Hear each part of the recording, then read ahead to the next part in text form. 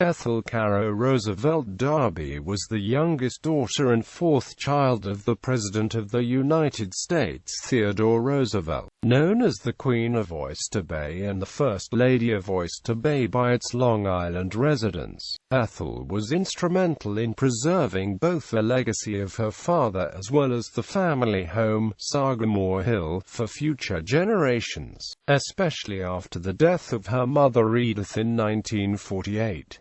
Early years. Ethel Carow Roosevelt was born in Oyster Bay, New York to Theodore Roosevelt and Edith Carow. From an early age, young Ethel Carow showed practical leadership qualities. Her father once remarked, "She had a way of doing everything and managing everybody." Quote, "She quickly made her place in the family, causing upsets in her numerous fights with the sensitive Kermit."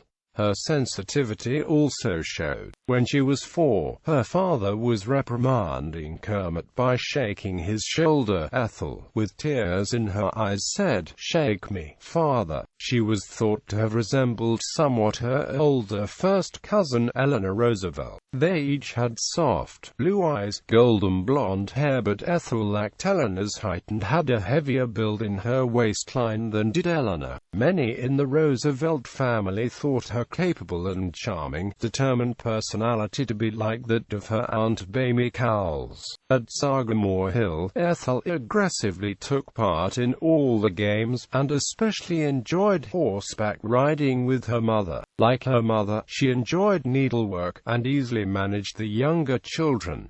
White House years. In the White House, Ethel often filled in for her mother by placing meal orders and delegating tasks to the staff. She was only 10 years old when her father became president after William McKinley's assassination in 1901. During her family's years in the White House, Ethel always tried to keep as low a profile possible because she did not seem to enjoy the attention as much as her half-sister Alice Roosevelt did. She was also encouraged to maintain her low-key persona by her mother Edith, who believed that a woman only made the news to announce her birth, marriage and death. Ethel attended school at the National Cathedral and had difficulty making friends due to her father's position. Just months before the Roosevelts' departure from the White House, Ethel had her debut and coming-out party in the White House on December 28, 1908.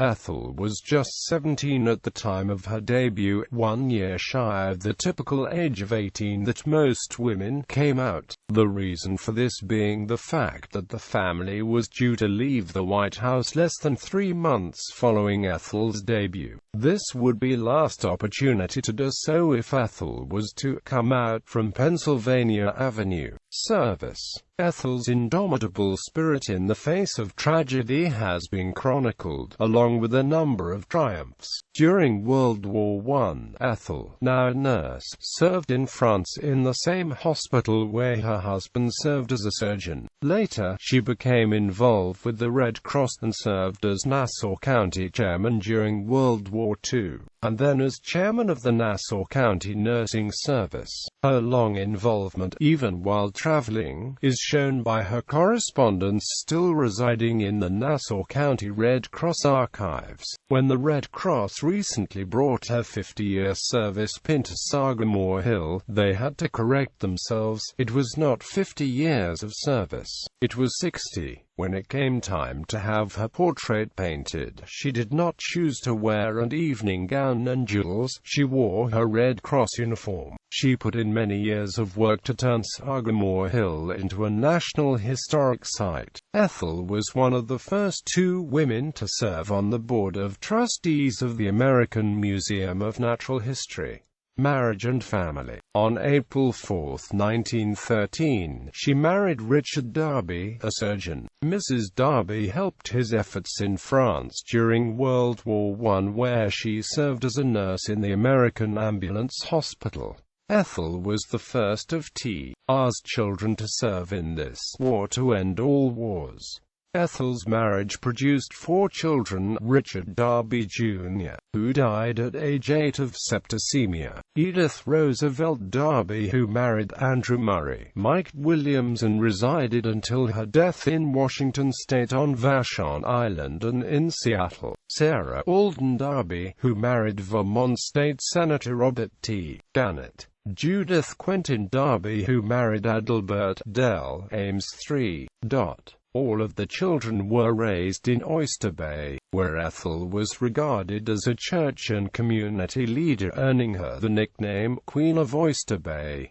Later life and death. In her later years, Derby devoted more time to the American Civil Rights Movement, a cause she had long been devoted to. She worked on a smaller scale, though no less committed than her first cousin, Eleanor Roosevelt, and believed in solving local problems before working nationally. When she felt black residents were being discriminated against, Derby formed a committee to bring low-income housing into Oyster Bay. The proposal initially was rebuffed by most of the residents. Ethel had her friends meet at her house, where she convinced them that this was a good idea, and the housing project was successfully completed. A large number of blacks continue to reside in these areas Mrs. Derby helped to build. In 1960, she, along with her daughter Edith, made a seconding speech for the nomination of Richard Nixon at the Republican National Convention. By 1975, Derby was in visibly weak condition.